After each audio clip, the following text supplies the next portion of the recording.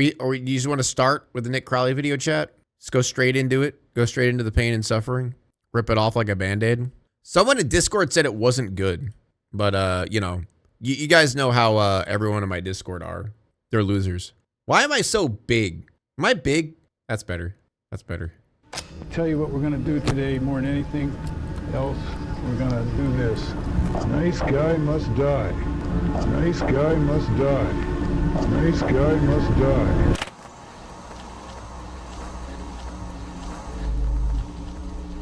This is my house from the street. Here is my car. This is a 2-bedroom brick ranch, conveniently located. It's the final day of February 2008. No, it's not. A 47-year-old man living in Pittsburgh, Pennsylvania, named George Sedini, publishes his very first video Oh my god, it looks like an AI image. to YouTube under the channel MOS B46PGH. I paid $79,000 for this in 1996. That's considered a lot, believe it or not. The upload, titled How George Pittsburgh Lives, was almost like an old-school house tour of sorts, as George proudly displays the outside of his home, before then doing the same inside. Open it up. Oh, It's not his house, is it? I'm assuming it's not his house. someone left it unlocked. That's not good. Inside. Someone left it unlocked. That, oh, yeah, okay. All right. Yeah, okay. That's not your house, bro. That ain't your house, bro. Okay. Pan to the other side. Seemingly making a point of mentioning every minute feature in the otherwise dim and empty home. Here's my big screen TV. It's my computer, couch and chair, they match. Dining room set, shoebox full of old pictures. To anyone who may have stumbled upon this strange video or Sedini's channel in general back in 2008, it would likely come off as entirely uninteresting and far from anything disturbing. However, to those who find it today, this couldn't be more different, as the account carries with it a layer of disturbing context due to the events that transpired after this first video was published. Events that have since transformed the MOS B46PGH page into one of YouTube's darkest channels. Please meet. So she remembers your name. Keep your mate with you. Sorry. Make sure he's someone you can trust. Be careful, is all I can say. I'm gonna post this and see what comes back. I got me shivering timber brace on, chat. We're good.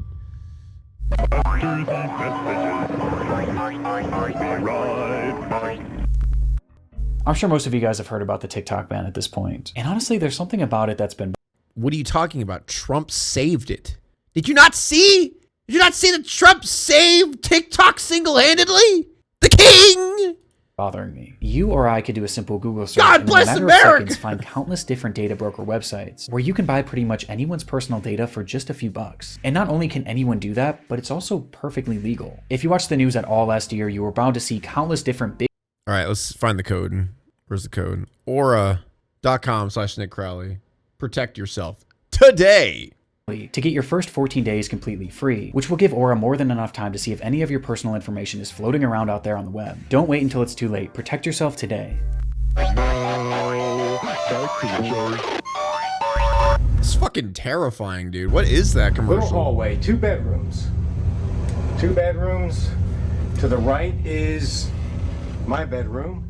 Without any context, it's hard to know what the purpose of George Sedini's first video was, if it even had one at all. The entire thing just felt so random. But within the footage itself was one clue that hints at the fact that George actually had a very specific reason for uploading this, with that clue coming in the form of a book on his coffee table. Okay, come over here. There's some reading material that we're all familiar with. It was called How to Date Young Women for Men Over 35. Oh! Why is that a book? Why is that a book? What? What? How is that a book? How was that published? How is that allowed? What? Who wrote that? Is he in prison? He better be in prison. What the fuck? Which was about as creepy as it sounded. My first guest today is a 51-year-old bachelor who says if you're a single woman over 30, you're a dating has-been. Please meet every woman's dream, Don Steele. Yeah. No. No. No. Its author, Don Steele, had made a living as a dating counselor and life coach. how to manipulate women into dating you. That's literally what the book is. Fucking disgusting piece of shit, dude. Wow. Creating various books and programs that were geared towards socially awkward men, exploiting them with the promise that someday it's the original fucking pickup artist. Oh my god. Be able to get the younger girl of their dreams, even after they reached middle adulthood. That's so disgusting. And all that they had to do was pay for his course, pay for the book, and dedicate themselves to becoming more desirable. Ew. And George Sidini was the perfect target. Despite having a successful career as a systems fucking analyst at a law man. firm, he struggled to maintain any relationships with the women that he met. Did you ever think about the fact that maybe you're the problem? When you struggle to keep relationships, maybe it's like your version, maybe it's like your skewed view of what a relationship is. Possibly, maybe you shouldn't be predatory and weird, you know? I don't know. It had been well over a decade since he last had a girlfriend, and despite desperately wanting one, George just seemed to lack the ability to connect with women on any level. I wonder why. Even as just friends. And as his isolation began to grow, so too did his obsession with finding a girlfriend.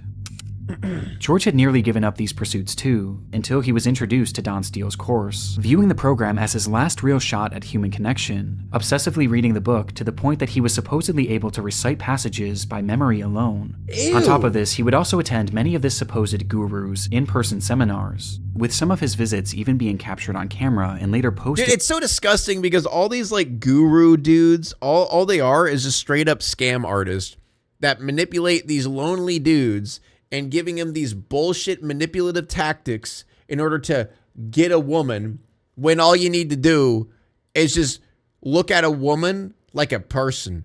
Talk to a woman like a person. Don't treat them like they're different. Don't treat them like they're women.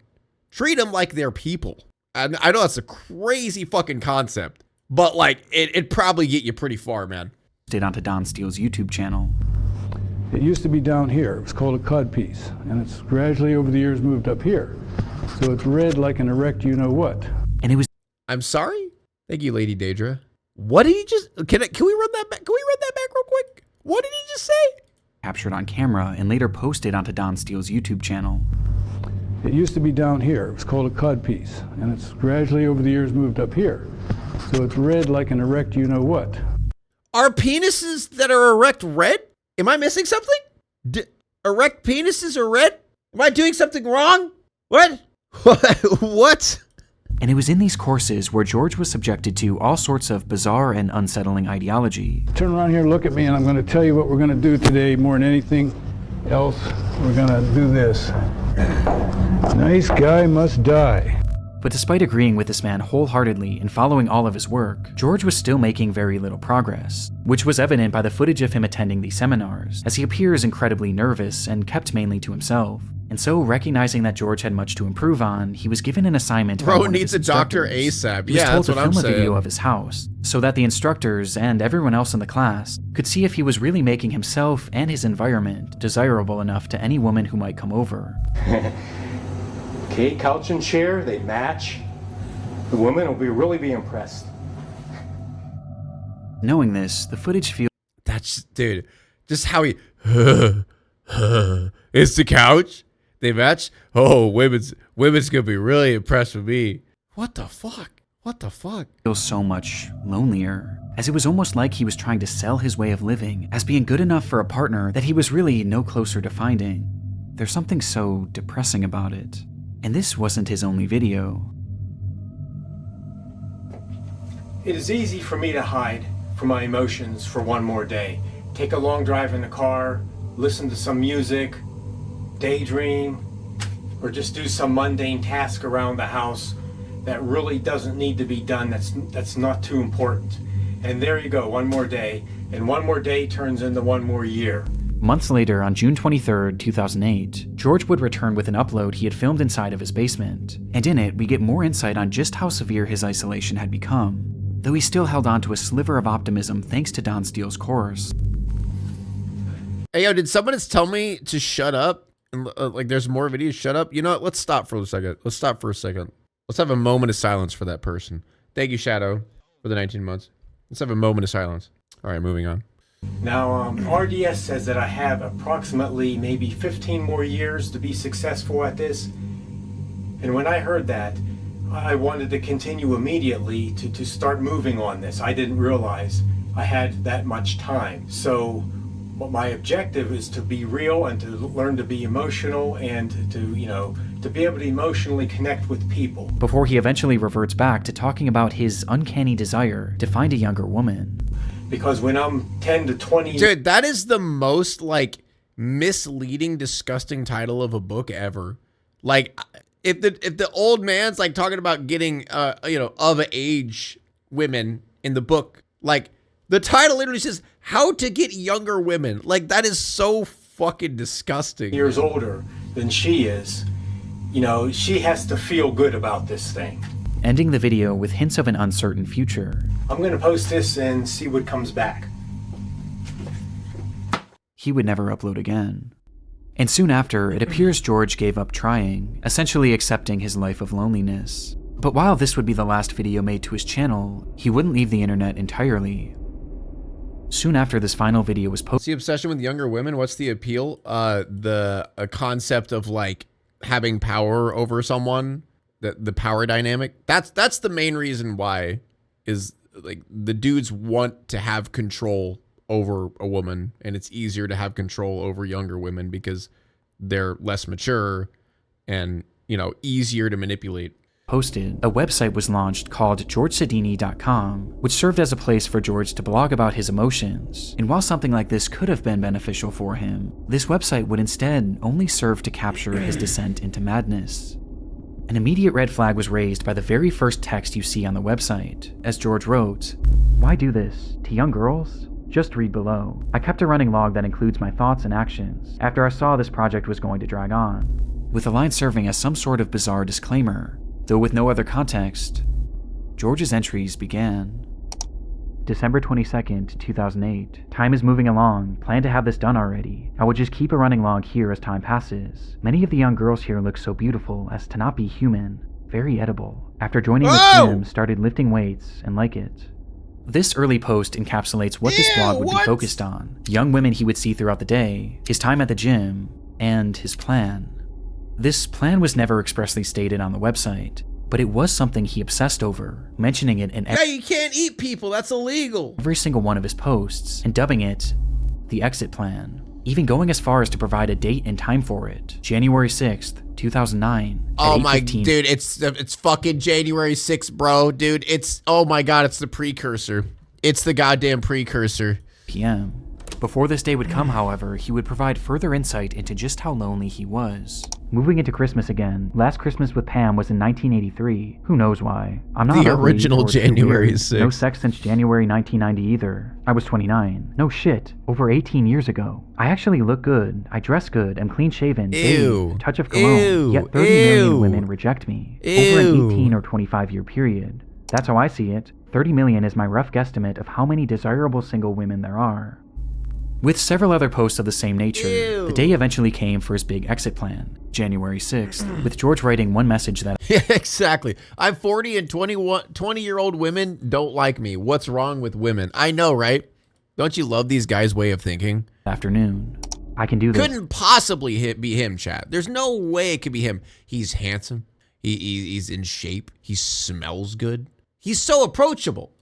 This log is not detailed. It is only for confidence to do this. The future holds even less than what I have today. It is 6:40 p.m., about an hour and a half to go. God have mercy. I wish life could have been better for all, and the crazy world can somehow run smoother. I wish I had answers. Bye. Despite this appearing to be his final post, George Sedini wasn't quite finished, as he would come back only hours later, writing simply, "It's 8:45 p.m. I chickened out. Shit. I brought the loaded guns, everything."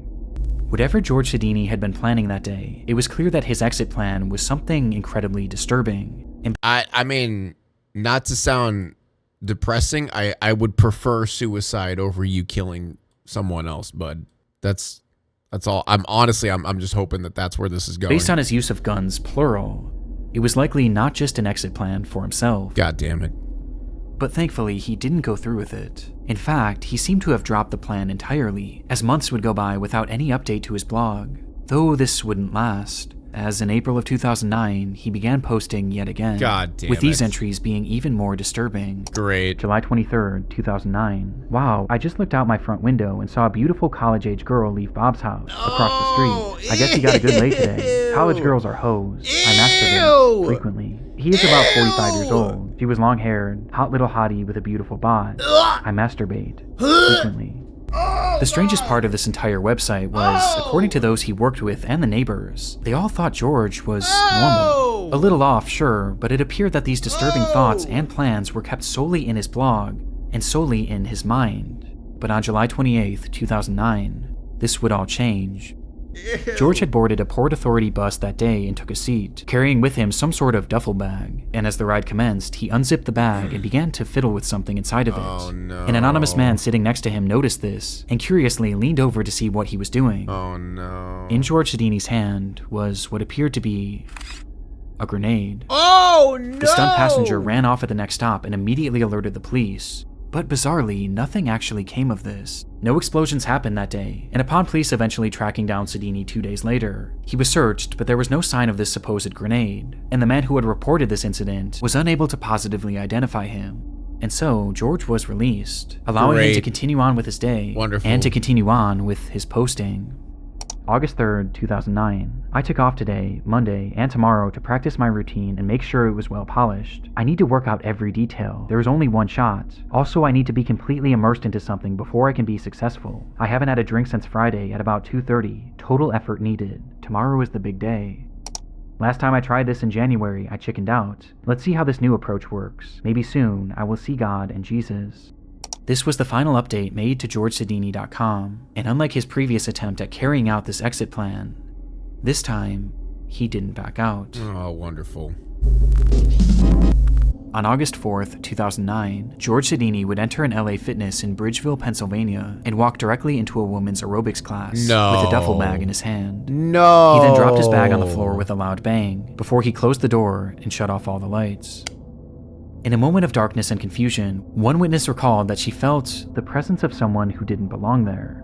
Before total panic would ensue, everyone was just screaming so loud. At first, I didn't even think shots were being fired. It was so surreal. At that moment, George Sidini had brandished two. Oh my god, dude. Incels are genuinely the worst subhuman creatures ever to exist on our planet. Blaming women for everything, blaming women for them never being able to get a woman, so then they end up having quote-unquote revenge on women by just killing them. Oh my god. And they say women are emotional. 2 guns from his bag and opened fire on the... Wouldn't you want someone your age? You grew up with the same shows, the same memes, and you grow older together. How are you supposed to manipulate and have a power dynamic with someone your age? Like how? You can't. The group of 30, all of whom were women, which was entirely the point. In that dark, cramped room, George would discharge his weapon 52 times, striking 12 different women and then himself. Of the injured, 49-year-old Elizabeth Gannon, 38-year-old Jody Billingsley, and 46-year-old Heidi Overmeyer would tragically lose their lives, while the others were left with permanent injuries, both physical and mental. It wasn't hard to find a motive. George had spelled it out right there in his blog. He desired women so much that his inability to ever gain a real connection with any of them turned his infatuation into pure hatred. And this is how he wanted to make them pay. Classic. And the ironic part is that this was all so avoidable, as these plans were heavily implied on his website, which had been publicly available online for roughly an entire year. Yet no one cared enough about him to ever look. It is easy for me to hide from my emotions for one more day. Knowing what we know now, George's channel is highly disturbing, as it shows us a glimpse into a mind on the verge of completely snapping, and a last gasp attempt at achieving normalcy by a person who would go on to become a monster when he didn't get what he wanted. Just everything I need. Well, that about sums it up. Hi guys, I am with Lewis. Just having a little drink. Little drink. We're having a little drink. Mark Williams always dreamed of being a YouTuber. He had grown up watching parkour content on the site, becoming attached to both its many modern podcast bros would deem a victory. Yeah. Talented creators and the hobby itself. eventually becoming so inspired by it that he launched his own channel in 2019, at the age of just 15, with Mark hoping that someday this channel would make that dream of his come true. The page went by many names over the years, but eventually Mark would settle on the moniker Displace, and depending on who you ask, his videos were either extremely impressive or extremely irresponsible. They showed scenes of Mark high atop buildings, jumping rooftop to rooftop, climbing on massive abandoned cranes, and fleeing from security guards and the cops on more than a few occasions. Police are on the way already now. Yeah, they'll catch me then, What the fuck you doing? Gonna have to catch me then, isn't it? Often seen with him was his younger brother, who he had grown incredibly close with, which was due in part to the fact that Mark was somewhat of a loner and didn't have many friends in his own personal life. Though according to his mother, this wasn't necessarily by choice, as she explained that he did desperately want friendship, and he was incredibly caring, he just had a habit of making the wrong friends, describing Mark as trusting to a fault. Mark's longing for camaraderie became especially apparent not long after the launch of Displace, as his brother slowly began appearing less and less in his videos, forcing him to do these free runs by himself, which he implied was something he didn't enjoy nearly as much. My brother, who was part of the channel, Ben, he's not now. I don't think he's coming back at all. He ditched me, leaving me by myself, and I've got a problem with talking to myself as well. This, coupled with the fact that he was dealing with the tribulations of growing up, led to his uploads on the channel becoming more and more sporadic, as he would often go dark for Is this gonna get really sad? Is he gonna, like, commit suicide or some shit? Months, only to return with the promise of more consistent uploads. Alright guys, don't know if you can see me or not, but I promise you Displace is coming back. That often never came. It was clear that he still longed to be a YouTuber, he just needed some sort of a spark. And sure enough, at the end of 2020, he would find one right in his own comment section. Uh-oh. In a since-deleted video, Mark would receive a comment from a man named Lewis Ashdown, who explained that he was a big fan of Mark's content and that he would love to join him in an upcoming video, as they both just so happened to live in Uckfield. It was exactly what Mark had been needing, a friend. And not only a friend, but a friend he could make videos with. And so that's exactly what he would do. Hi guys, I'm back here with Lewis, and we're going to do the water treatment facility in Uckfield on the industrial estate. See you in a sec, guys. From their first meeting on, Lewis became a core part of the Displaced channel, leading to the two growing closer by the day, with Mark speaking about this bond on a live stream in March of 2021. If you're going exploring at an abandoned pub, yeah, keep your mate with you, make sure he's someone you can trust, you know, and be careful is all I can say. Because in the video where me and Lewis climbed the college, you know, I was constantly looking out for him because he did get dangerously close to some of the edges, but you know, that's what life's about, isn't it? But despite finding his new parkour partner, Mark still had other issues getting in the way of his uploads, as he was now 18 years old and was facing the reality of having to get a job, forcing him to put his channel on the back burner.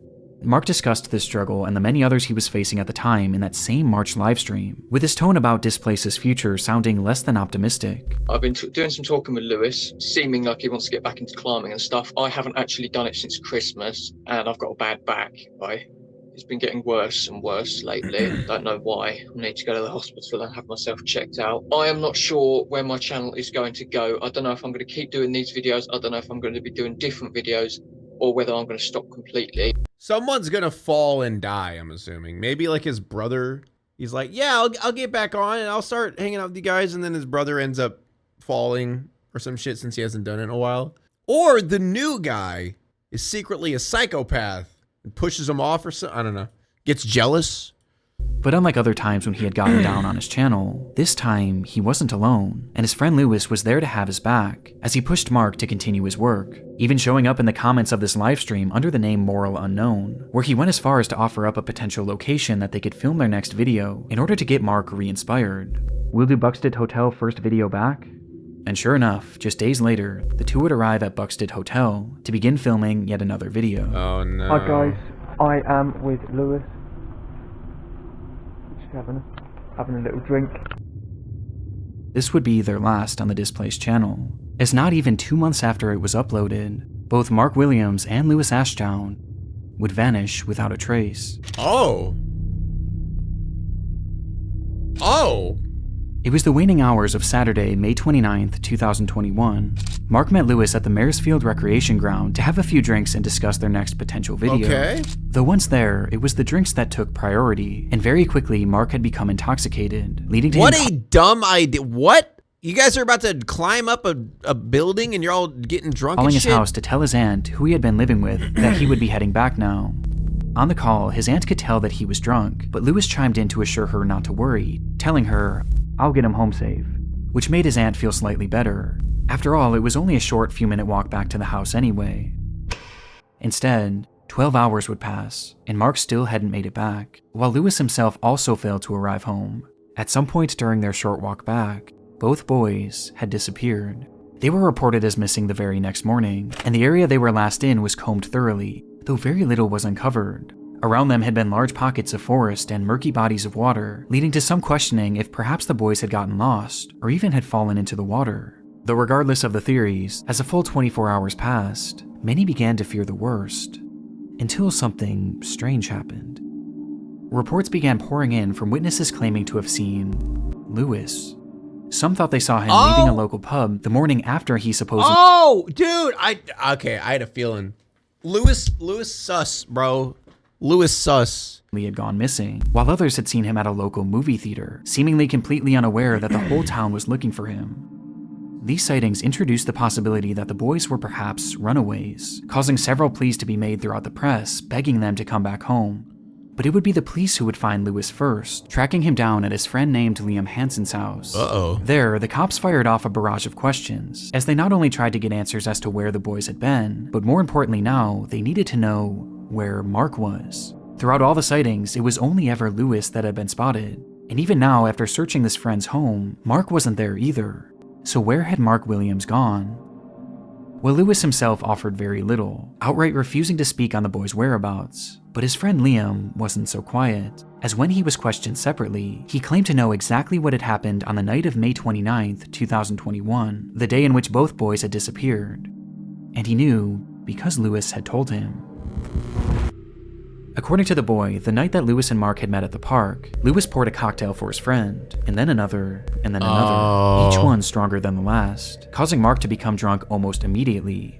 Realizing he was drinking too much, Mark told Lewis that he had enough, but Lewis persisted, outright demanding that he keep drinking, leading to Mark begging Lewis to let him stop. At one point, Mark's pleas finally caused Lewis to back off, as the boy instead agreed to make him a non-alcoholic drink, only for him to fill the cup with even more liquor when Mark wasn't looking. Wow. By 11:30, Mark could barely stand, prompting him to make that phone call to his aunt, letting her know that he would be back soon. Meanwhile, Lewis had been so preoccupied with getting his friend drunk that he was still fairly sober at this point, and in his sober state, he promised Mark's aunt that he would get him home safe. Seconds after that phone call ended, Mark hunched over to vomit, which is precisely when Lewis pulled a large kitchen knife from his pocket and plunged it directly into Mark's back. But why? Mark stumbled and asked Lewis to call him an ambulance, being unable to comprehend what had just happened, to which Lewis responded by laughing, before doing it again, and again, and again. This is what Lewis had told Liam in the days after the alleged attack, but as Liam recounted the story to the police, he made it clear that this wasn't just a tall tale, as he had actually seen it for himself. Huh? When Lewis had told him the story, he pulled out his phone and put it up to Liam's face, revealing that he had filmed the entire ordeal. And sure enough, when police searched Lewis's devices, they would find that footage, though it was far worse than they ever could have imagined. On Lewis Ashdown's cell phone were 7 total videos depicting the attack, with the footage spanning nearly an hour in total, during which Mark had been stabbed 107 times. On top of having a number of other sadistic things done to him. Why? And all the while, it was said that Lewis was giggling manically. When asked about what he had seen in those recordings, Liam provided further detail on just how awful the attack was, What the fuck? recounting that he ripped Mark's eyes out. Proper psychotic stuff. I was going into shock. I was shocked how he came out with it. I wanted to run and tell someone. This was clearly not a normal crime. Dude, fucking poor Liam, bro. Oh my god. Like he's friends with this dude. His friend comes over and is like, hey bro, check out this. Just literally the most traumatic video you could ever watch in your entire life. And then your friend starts laughing.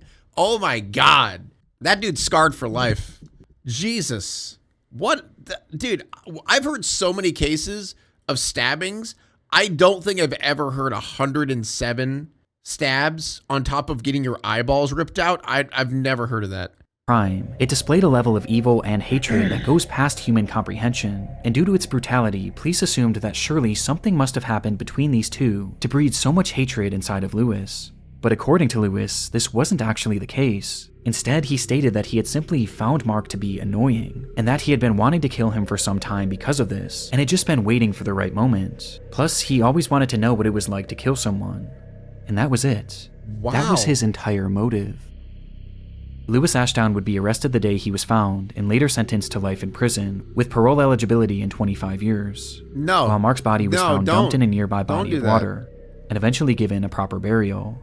Hi guys, I'm back here with Lewis, and we're going to do the water treatment facility. With this context, Mark's channel is utterly devastating. All he wanted was a friend to film videos with. But sure enough, as his mother had warned, dude. he was trusting to a fault. If you're going exploring at an abandoned pub, yeah, keep your mate with you. Make sure he's someone you can trust, you know, and be careful. Which brings us to a disturbing revelation. Just months before he would kill Mark, Lewis was the one that encouraged him to get back out there and film with him, and based on his testimony that he had been wanting to kill Mark for a long time, it makes it very clear that he was doing this not to be a good friend, but to get Mark alone in an isolated spot so that he could carry out his plan. And adding more weight to this theory, when they visited the Buxted Hotel, which Lewis himself had suggested during the livestream, Mark was uncharacteristically drunk. Hi guys, I am with Lewis. Just having a little drink. Okay, so we'll smash this after we smash these. Which was never really part of his channel before that upload. Dude, he looks like so uncomfortable too. Like he doesn't even look like that he's happy that he's drunk. He just looks like uncomfortably, like he doesn't want to be drunk. And Lewis was uncharacteristically nervous. We're going to do a couple more bangers. Can't tell you what they are in case. Mark isn't even annoying? Yeah, that's what that's, dude. The dude's just chilling. The climate shit. Just living life, bro. Anyone's watching that shouldn't be watching. Who's watching? Well, no, I mean watching the videos. Because yeah, I know that the police do watch my channel sometimes. Paranoid even of being caught by the cops, despite being totally unfazed in previous videos, where in some he was literally being chased by security guards. And coincidentally, by the end of this video, we get an indication as to why Lewis was so nervous.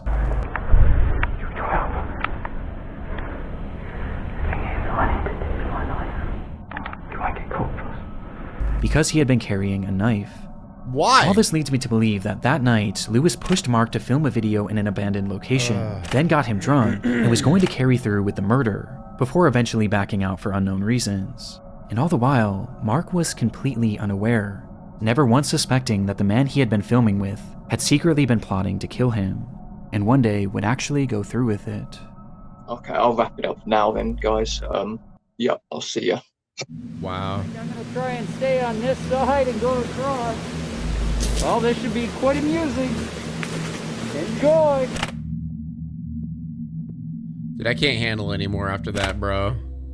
We've had Joshua Brown started his YouTube channel back in 2010, a time when many individuals, including himself, used the site to upload random videos offering momentary glimpses into their lives.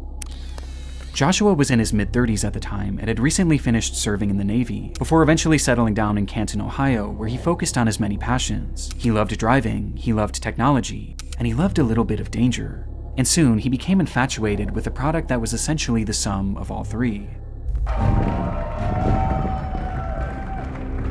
Tesla?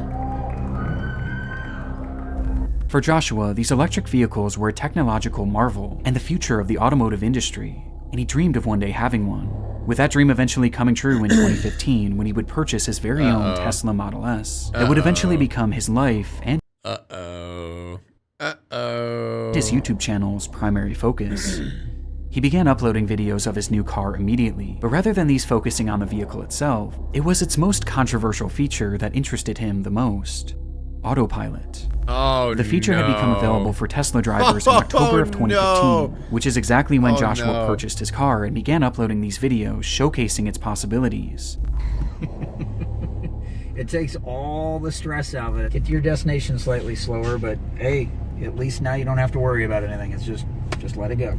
He wanted to essentially be a pioneer, providing an overview of what self-driving was really all about, breaking down the specifics and showcasing a variety of unique situations that you might find yourself in if you were to use this driving mode yourself. This section in here is going to be very, very difficult for the car to handle. We're filming this just so that you can see scenarios where the car does not do well, so that you've got something to judge off of it when you're driving on your own. And he tried to make a point of doing so safely, as he never used the camera behind the wheel, and always had someone helping him to avoid any accidents. But despite his focus on safety, it was clear that he was pushing the capabilities of this brand new technology, as at this point it was still in its infancy, with one of the more glaring red flags being the placement of his hands. Here we are, stop and go traffic on 271, and geez, car's doing it all itself. When Joshua was shown driving, he hardly ever had his hands on the wheel, as he said he wanted to get the true experience of self-driving. This was something that Tesla had actually adamantly advised against, and even had visual and audible warnings if it detected that your hands were off the steering wheel. But Joshua seemed to find a workaround, as he instead used his legs to avoid tripping the sensor, while keeping his hands close by, ready to grab the wheel in case of an emergency. How I actually do it is so that it is really actually hands-free, is I keep my knees up, because the tack works pretty good, but I can still get my foot down to a brake, and just keep it like this. You've probably seen this in the news. React so quickly. Yeah, I probably have. It was clear that Joshua truly believed that this car that was driving him was safe, and this belief was only strengthened on April 5th of 2016. That day, Joshua had been driving his car on the interstate when a large truck suddenly merged into his lane, with its driver not even seeing his car. And before Joshua could even react, the autopilot kicked in and veered out of the way, avoiding what would have been a certain collision. Amazed by the event, Joshua would upload dashcam footage of the close call to his YouTube channel, where he praised the vehicle's response. "Tessie did great. Excellent job, Elon." This video would immediately go viral. Don't fucking say excellent job, Elon. Elon literally did nothing, bro. He did zero with Tesla, man. Stop acting like this is Elon. Exploding to over 4 million views. And he called it Tessie. Oh man. Between the two versions that Joshua had posted. But while the response to this, yeah, true. This is before people knew how shitty Elon was. That's a good point. That's a good point. This is before. Video was overwhelming, especially for a channel that was accustomed to getting just a few hundred views. There was one response in particular that impacted Joshua the most. As Tesla's owner, Elon Musk, would repost the video on Twitter. Stunned by the tweet, Joshua would later state, for something to catch Elon Musk's eye, "I can die and go to heaven now." Oh my god, what? Oh, stop obsessing over billionaires. Stop idolizing billionaires, man. He had no way of knowing then, but this would not be the last time that Elon Musk would tweet about him, though his next feature would be under much different circumstances.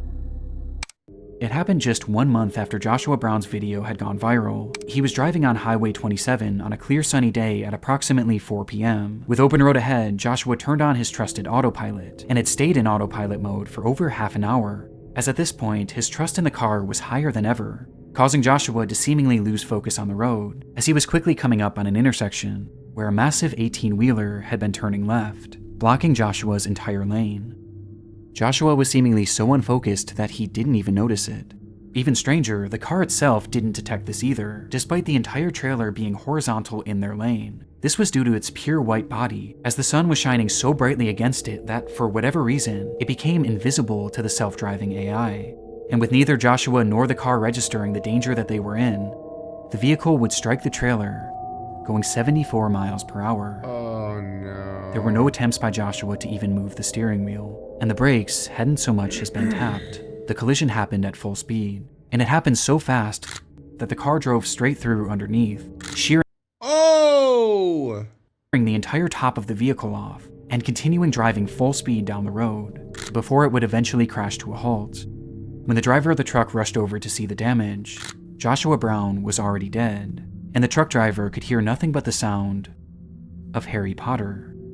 You can own it on DVD and video. The adventure is bigger. What? The magic is stronger. Harry Potter.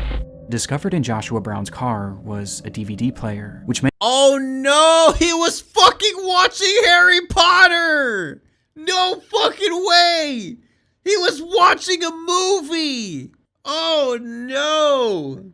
Oh no, dude. Many believe Joshua had used to watch Harry Potter while on that drive, thus explaining why he never reacted to the impending collision.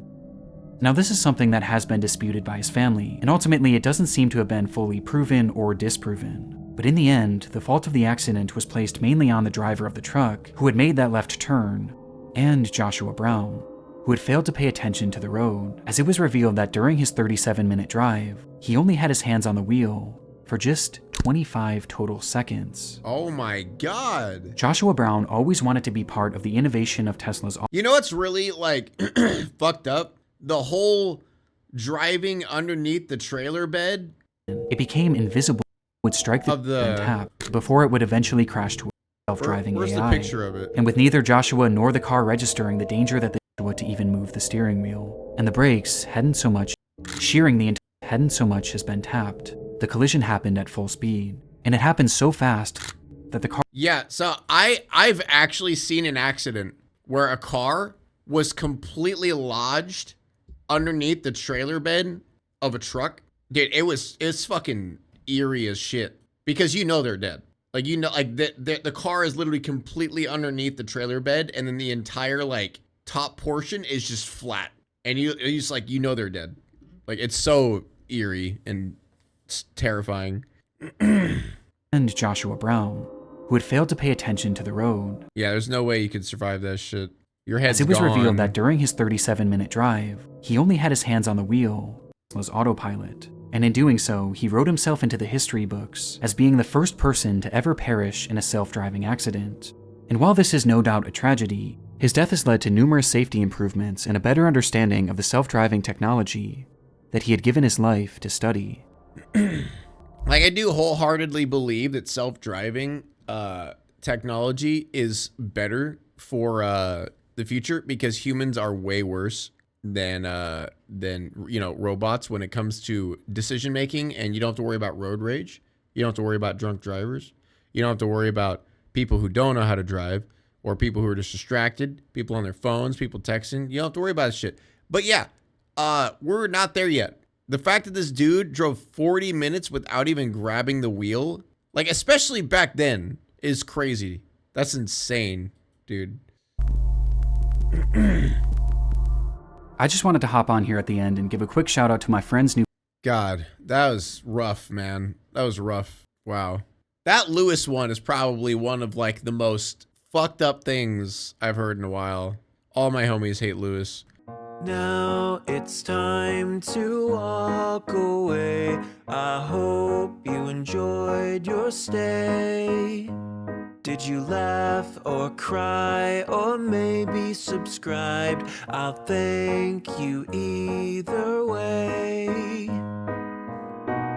You know I will miss you.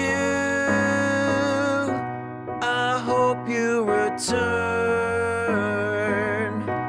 Tell your friend or your mother to get me more views, please.